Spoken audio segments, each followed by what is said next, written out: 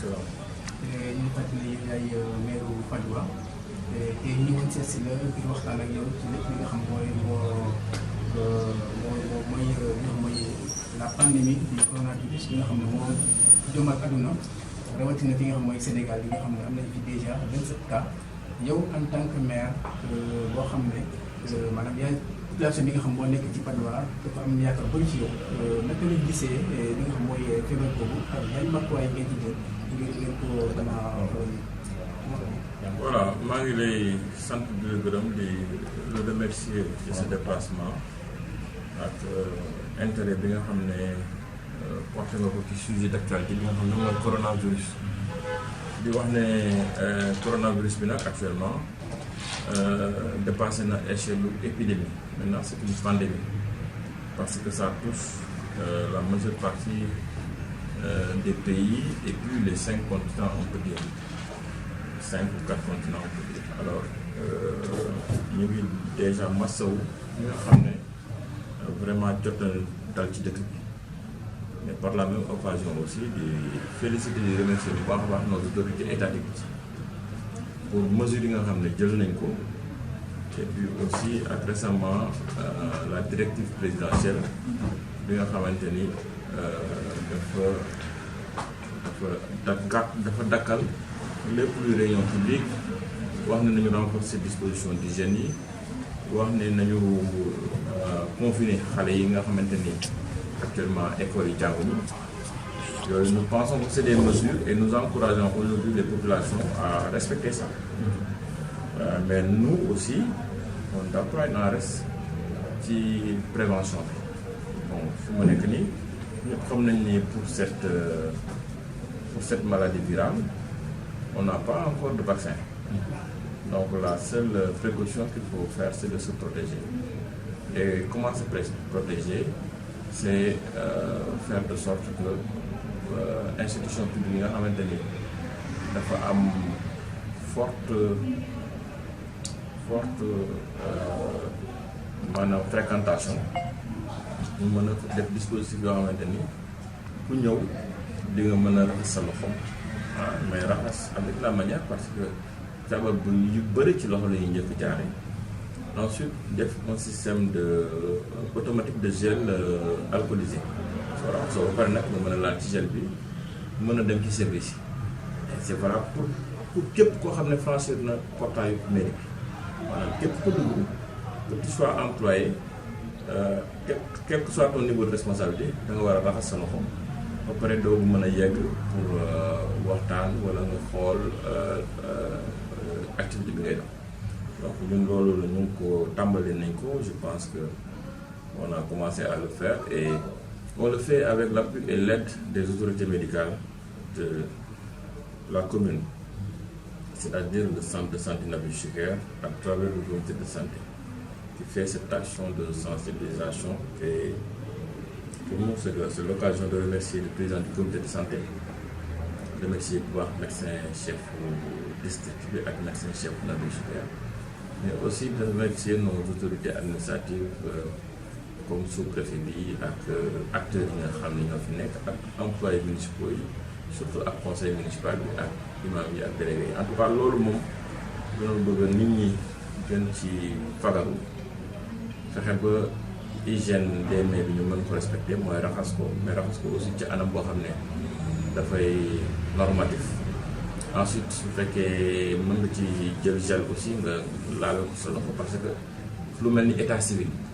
wala lu mel ni administration bi tey jii fu nekk lay jóge dugg ci parfum bi jaar fu nekk donc fu nekk dans son poste war na mën a vraiment yore sa jumtukaay ak éviter mu law. D'abord saluer bu baax a baax mesures yi nga xam ne président jël na ko mais aussi di gën a ñaax collectivité bi ak population yi ñu mën ko respecter jëmmal ko parce que directive présidentielle moom dañu war a sàmmwante ak moom surtout que loolu ñuy wax pour ñun la suñu wér-gu-yaram wax population yi bu baax a baax lépp loo xamante ni réunion publique la wala rencontre yoo xamante ni lu mën a ñàkk la ñu dàkkal ko ensuite fexe aussi ba éviter yenn rassemblement yi nga xamante ni parfois mooy am ci yenn place publique yi wala ci yenn édifice public yi loolu aussi suñ ko mënee wàññi ñu wàññi ba pare nag di génn pour dox soxla boo xamante ni moom nga war a dox parce que dëkk bi souvent poussière bi dafa bëri du ñàkk ni nga war a bañ a nuyoo nga juum nuyu kenn fekk yooyu yëpp mën na nekk ay gàllankoor mais aussi surtout ñu gën a renforcer seen vigilance maanaam bu fekkee da nga gis lu suspect ci sa environnement numéro yi nga xam ne moom la ñu joxe te ministère de la santé joxe ko ñu mën a aviser woo équipe yooyu nga xamante ni ñoom ñoo ko war a xool ñoom ñu xool lépp lu nit gis lu ci bu ko jaaxal war naa mën a attirer attention aux autorités administratives wala autorités publiques yi nga xam ne ñoo fa nekk du ko ñoom ñu mën a jël seen ay dispositions di wax ne aussi chaque citoyen yaay sa gardien wu environnement dénonciation maanaam par exemple citoyen bu gis loo xam ne jàpp ne li jàllul moo xam regroupement boo xamante ni la njënte la wala mumbaay wala conférence boo xam ne peut-être dafay wax ci leneen di mën ko dénoncer ba dàkkal ko parce que su président xasee ba prononcé wu ñi nga xam ne ñoo koy nekkal ci gox-goxaan yi mooy autorité administrative yi ak autorité publique yi fii autorité administrative yi c'est le sous-préfet ensuite autorité publique aussi on peut penser que maire yi ci lañ bokk ñun aussi dinañ renforcer suñu dispositif de surveillance municipale lépp lu ñu gis loo xamante ni lu suspect la ñu fexe ba gàllankoor en tout cas li ñuy invité aussi nit ñi mooy président dakkal na lépp mais waxul ñu dakkal ci cet bi lépp lu jëm ci cet dinañ ci ànd ak service d'hygiène yi continuer di ko baral lépp loo xam ne encombrement la